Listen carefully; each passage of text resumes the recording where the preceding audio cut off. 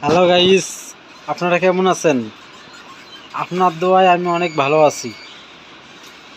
আমার একটা পাগলি বোন আছে,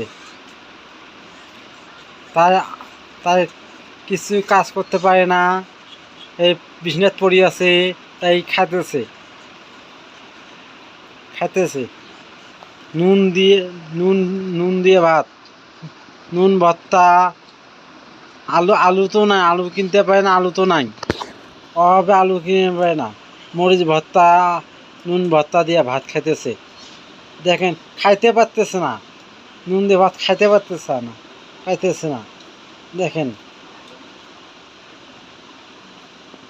খাইতে পারছেন, টাকার অভাবেই তো আনাজ তরকারি কিছু কিনতে পারেন না। আপনারা যদি একটু সহযোগিতা করেন, তাই কিনতে পারবো। একটু নাইট, একটু শেয়ার, একটু কম যদি দেন, একটাই কিছু কিনে খেতে পারবো। আসুন, আপনারা আমরা সবাই মিলিয়ে তাক নাইট কম করি।